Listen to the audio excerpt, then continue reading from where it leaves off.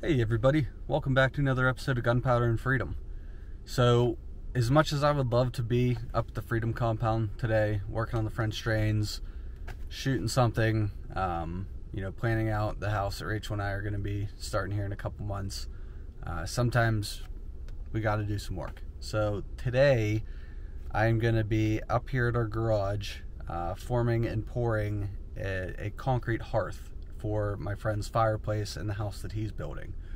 The process for these types of jobs, the countertop jobs, they are very, very long, so these videos tend to be very long in return. There's really only one thing that I'm going to be doing different on this one, and I'll stop to explain that. But otherwise, I'm going to kind of give you just a time lapse of everything.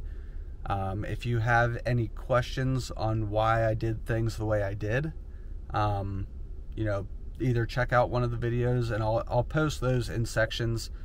So each video that's titled "Gotta Pay the Bills," I'll plug that in this video of the steps I'm covering, because I do go into detail in those videos. So this one's just going to kind of be a sped up version of that with one, maybe two little short talking breaks. So I really hope you guys enjoy this, so check it out. Under normal circumstances, we usually do our countertops 1.5 inches thick, but because this is a fireplace hearth, we want it to pair well with the big pieces of stone that Wayne has hung around his fireplace, so we are using 2x4s to form it so that we can use our 4-inch broken stone liner.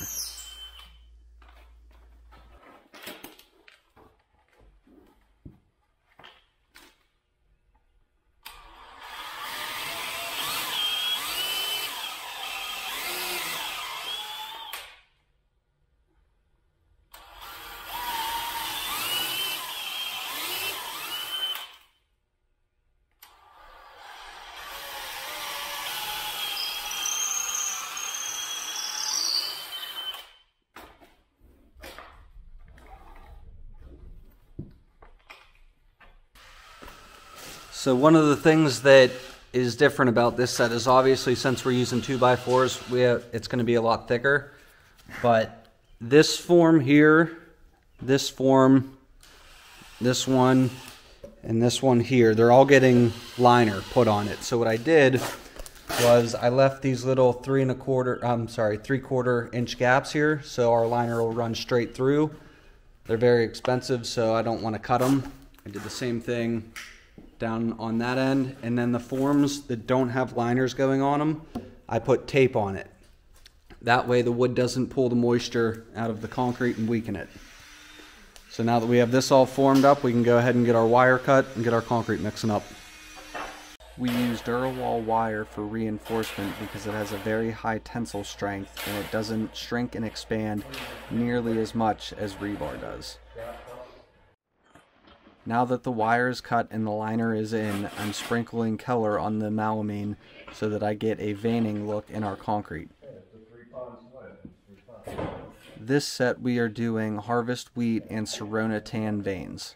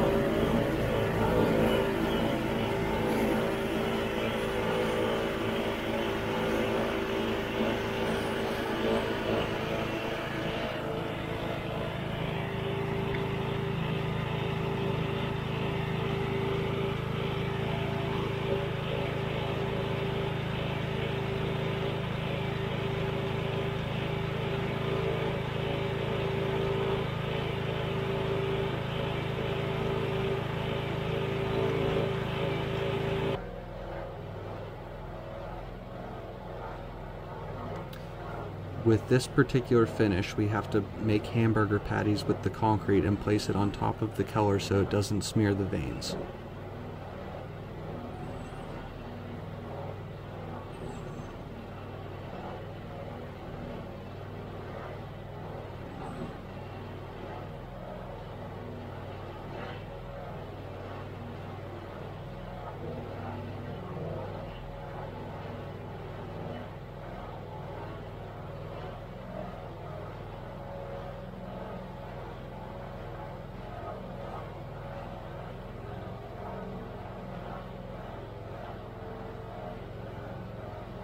Once the entire surface is covered and the wire is in, we can go ahead and shovel the rest of the concrete in.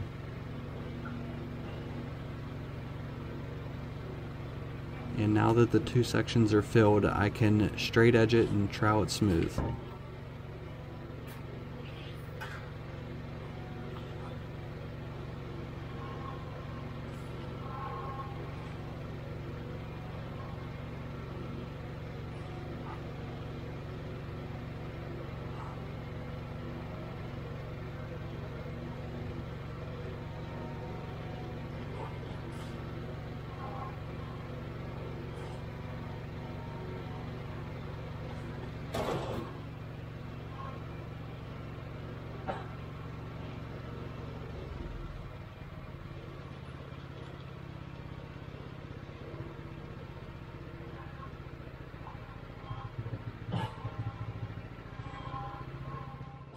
Okay everybody, so what you just saw was the forming and the pouring of these countertops. If you want some more information on those, either drop me a question in the comments or check out this video here. I did a little bit more detailed narrating in that video.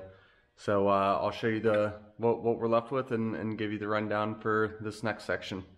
Okay, so here it is. There is the top. As if you saw, I was sprinkling color on the forms before I poured. That way we got some veining going through there with some different colors.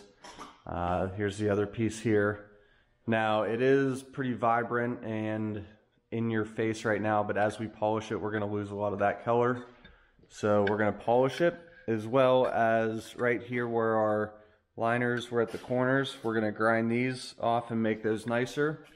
And then where we were pouring up against the 2x4, we have some oozage because the liners are 4 1/4 inch thick. I'm sorry, 4 1/8 inch thick, and a 2x4 is 3 1/2. So we're going to go ahead and clean those up, get them polished, and get them cream coated, and then I'm going to go to work. So today's going to be a very long day.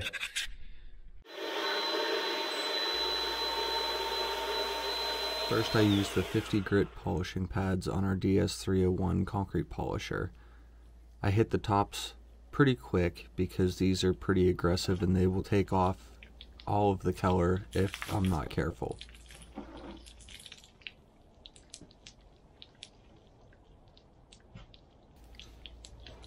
Next, I swapped the 50 pads out for my 200 grit polishing pads. This will smooth out the top. It still will take out some of the color, so you have to be kind of quick with these as well, but these smooth out the top, which makes it really nice to cream coat.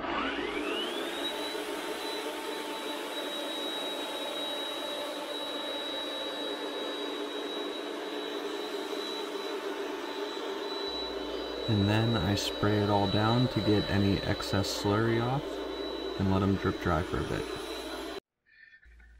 So after the first round of polishing, you can obviously see that we lost a lot of that vibrant color. The veins are now a lot more subtle.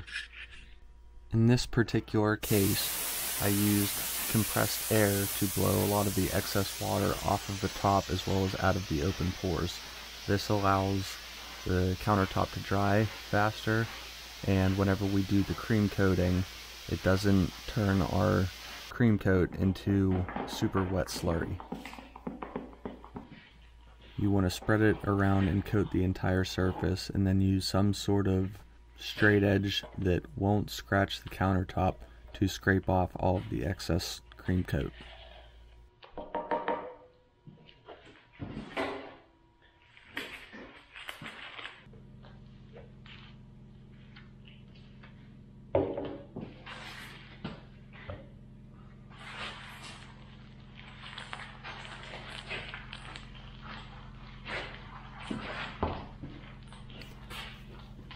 After you're done with the top, I go around and just use some of the color from my gloves to mark the faces up and make them look more realistic.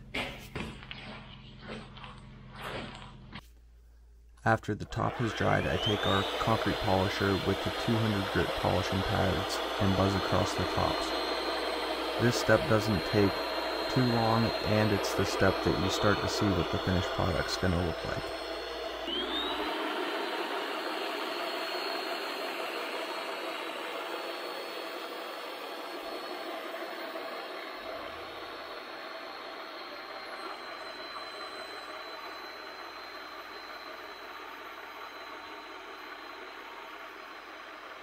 The biggest difference between the first round of cream coating and the second round of cream coating is that with the first round, you're trying to fill in the pores as much as you can, knowing that they're going to sink and that cream is going to get pulled further down into that pore.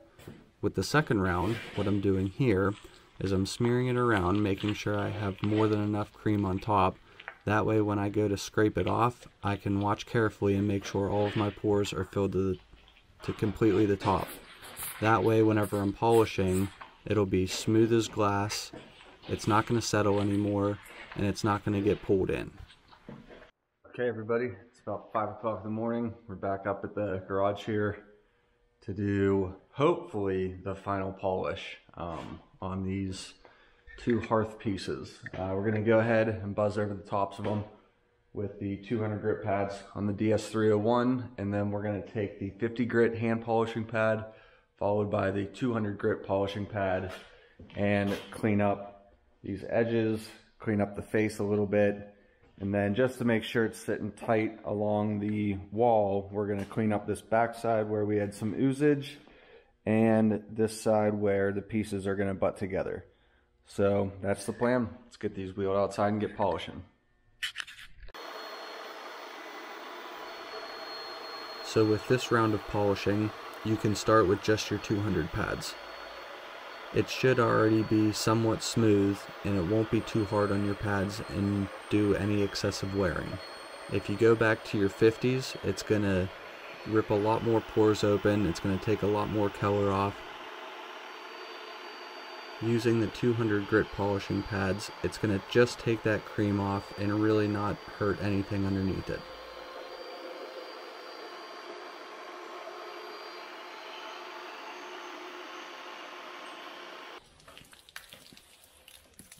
And now, like I said, when I'm cleaning up the sides, I'll start with the 50 grit hand polishing pads to take off a lot of the cream that oozed over the side.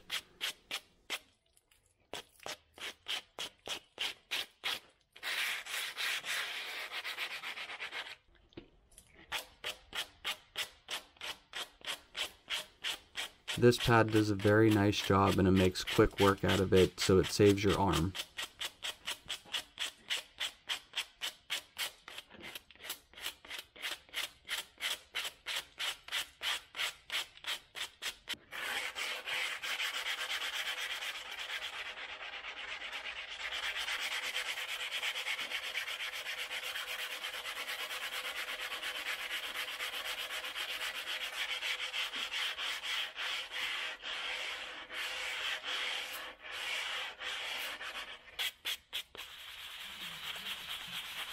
Next I switch over to the 200 grit hand polishing pad to give the top edge a smoother finish, and then I will also clean up the face a little bit more.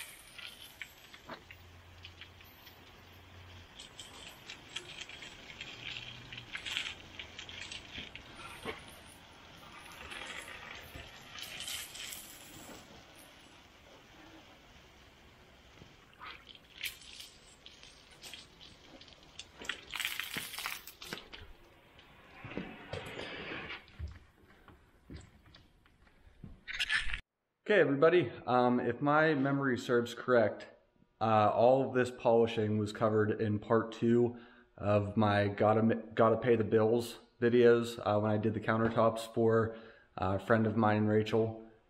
So now that these are all dry, or polished I should say, we're waiting on them to dry. They have to be bone dry before we can seal them. If they're not, if there's some moisture still in there, it's gonna make the sealer all cloudy. Sorry, it's like 5:30, so pretty tired. But as you can see, all of that super vibrant veining color that we put in that was like really in your face right after we flipped it, you can obviously see that has tapered off, and it's pretty subtle now. We have the 2 different colors. We have the Harvest Wheat veining, which is more of that goldish color. We have the Serona Tan, which is more of that like reddish, brownish color. Those 2 colors, along with the charcoal that we dyed the concrete, that's really gonna pair up to Wayne's stonework around his fireplace. Really, really nice. So as soon as these are dry, we're gonna go ahead, get them sealed, get them buffed and polished, and hopefully install on Saturday or Sunday. You really need to make sure the surface of whatever you're sealing is as clean as possible. If it's not, the sealer is not going to stick and you'll have a ton of problem later on down the road. This particular sealer is a water-based sealer, and most water-based sealers are tinted white or light blue or some sort of color so you can see it as you're putting it on.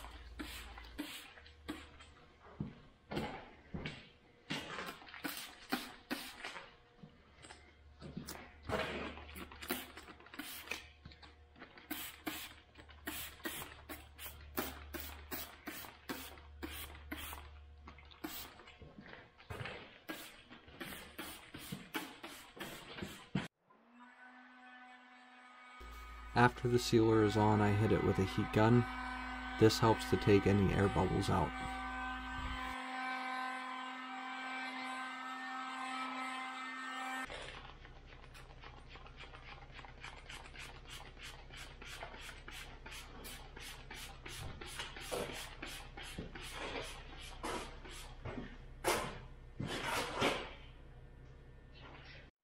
Okay, everybody.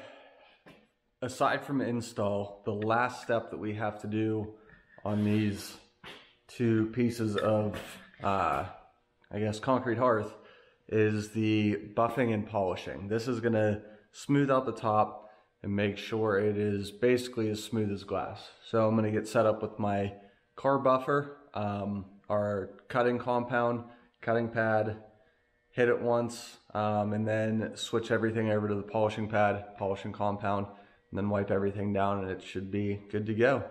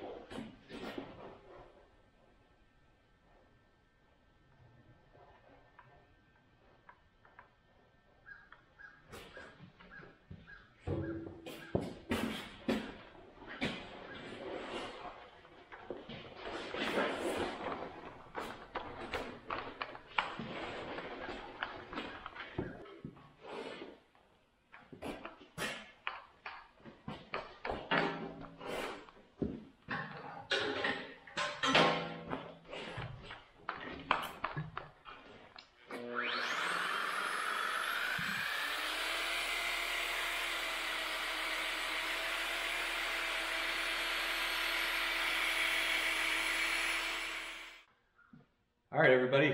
So that is forming, prepping the surface, pouring, polishing, cream coating, sealing, cutting, polishing. That is the process for these. This is a hearth for in front of a fireplace again, but this is the process to do any sort of countertop the way we do it.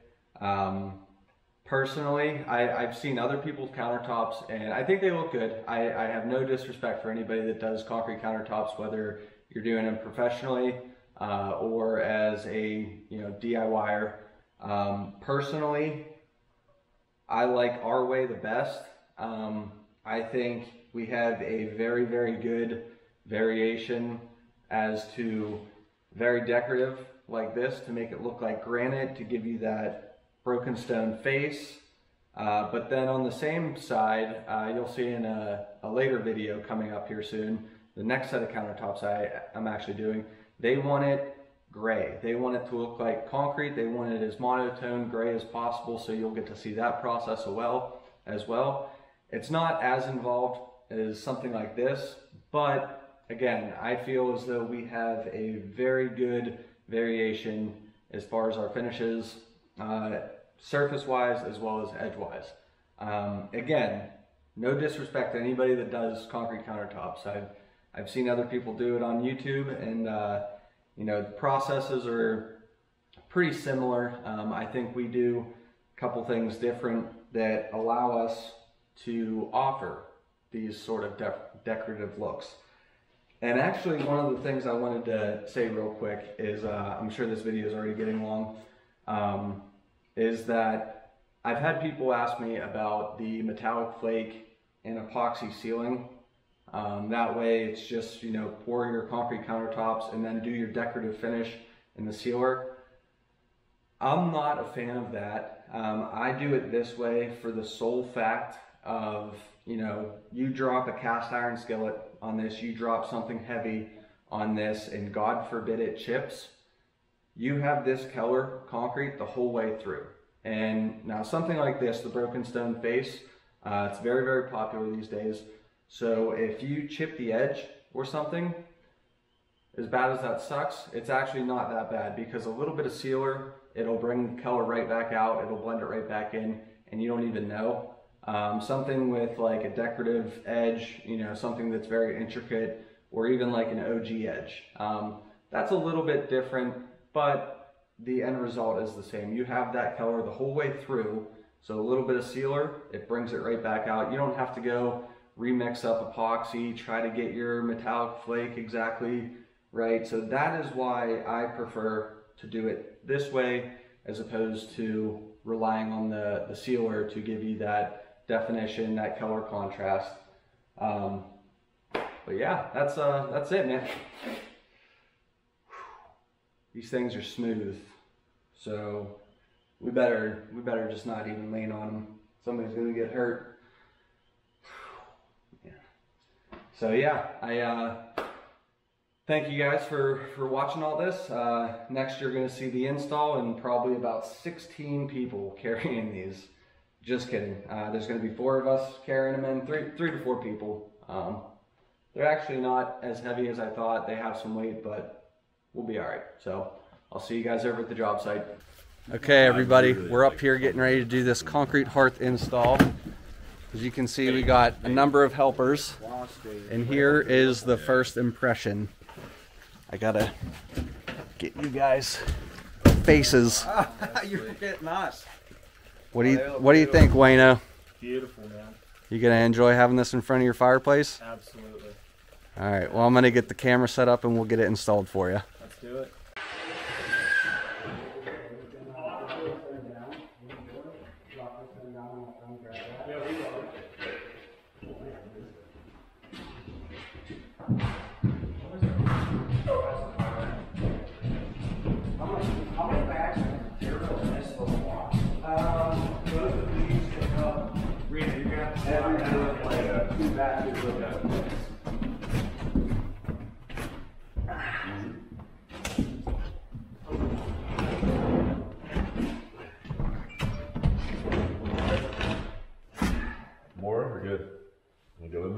Let's leave it right there for now. Yeah, let's get the other one there.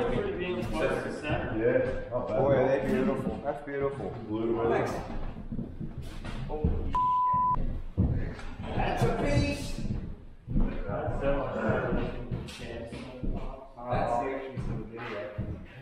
Wow. Holy.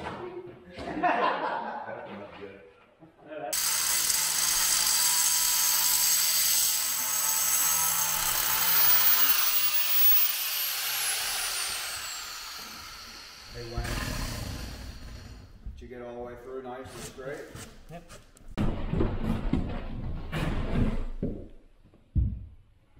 Thank you. In there, Wayne? Oh yeah, that's good. Slide your end in. And to me. Watch your fingers. Okay, back out way, Wayne. Now we gotta pick that side up. Yeah, Wayne's back corner has to come up.